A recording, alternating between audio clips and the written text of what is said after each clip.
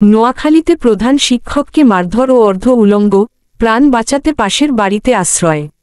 নোয়াখালী থেকে মোহাম্মদ রিয়াজুল সোহাগের পাঠানো তথ্য ও ভিডিওচিত্রে দেখুন বিস্তারিত। নোয়াখালীর বেগমগঞ্জে বিদ্যালয় পরিচালনা কমিটি নিয়ে বিরোধের জের ধরে অফিসে ঢুকে প্রধান শিক্ষক ইউনুস নবী মানিককে ৫৪ বেধড়ক মারধর করার অভিযোগ পাওয়া গেছে।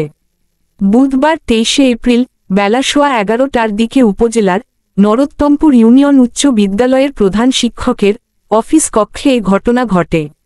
পরে স্থানীয় কিছু লোকজন ওই শিক্ষককে উদ্ধার করে একটি বাড়িতে আশ্রয় দেয়।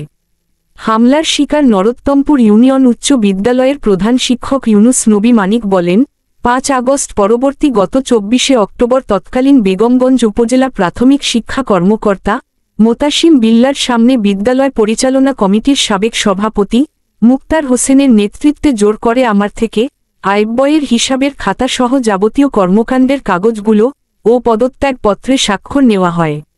তাৎক্ষণিক বিষয়টি আমি লিখিতভাবে বেগমগঞ্জ উপজেলা নির্বাহী কর্মকর্তাকে অবহিত করি। এ ঘটনার একদিন পর আমি বিদ্যালয়ে গেলে মুক্তার সহ তার সাঙ্গপাঙ্গরা আমাকে বাধার সৃষ্টি করে এবং জোরপূর্বক থাকতে দেয়নি। তিনি অভিযোগ করে আরও বলেন, এরপর এই ঘটনায় আমি নোয়াখালী বেগমগঞ্জ সহকারী জজ আদালতে মামলা দায়ের করলে আদালত চলতি বছরের ২০ মে পর্যন্ত ওই পদত্যাগপত্রের কার্যক্রমের ওপর নিষেধাজ্ঞা প্রদান করেন। আজ বুধবার বেলা সোয়া ১১টার দিকে আমি বিদ্যালয়ের প্রধান শিক্ষকের অফিস কক্ষে প্রবেশ করি। এরপর বিদ্যালয় পরিচালনা কমিটির সাবেক সভাপতি মুক্তার হোসেনের ছোট ভাই একরাম হোসেন, ডাক্তার পারভেজ ও পাক ছমিনমুন্সি বাজার পরিচালনা কমিটির সাবেক সাধারণ সম্পাদক লুৎফুর রহমানের নেতৃত্বে একদল লোক অফিস কক্ষে ঢুকে একপর্যায়ে তারা আমাকে বেধড়ক পিটিয়ে শার্ট প্যান্ট ছিঁড়ে অর্ধ উলঙ্গ করে অফিস থেকে বের করে দেয়। অভিযোগের বিষয়ে জানতে চাইলে নরোত্তমপুর ইউনিয়ন উচ্চ বিদ্যালয়ের সাবেক সভাপতি মুক্তার হোসেন অভিযোগ নাকচ করে দিয়ে বলেন, আমার ভাইও আমার কোন লোকে হামলার সাথে জড়িত নেই। ওই শিক্ষক দুর্নীতিবাজ, এজন্য স্থানীয় লোকজন তাকে পিটিয়ে বের করে দিয়েছে। তারা কেন পিটিয়েছে এর উত্তর আমি জানি না। তার বিরুদ্ধে আর্থিক দুর্নীতির তদন্ত। আমি একবার এতে আশ্রয় নিয়েছি। আমি প্রধান শিক্ষক নর্থপুর ইউনিয়ন উচ্চ বিদ্যালয় কমিটি কেন্দ্রে বিবাদে জড়াইয়া মুক্তার ডাক্তার তার ভাই বেড়া বাইক ৫০-৬০ জন লোক আসে আমার টেবিলে স্কুলে আসে আমার মারধর করে এবং আমার সকল ব্যাগ জামা কাপড় সব ছিঁড়ে ফেলে।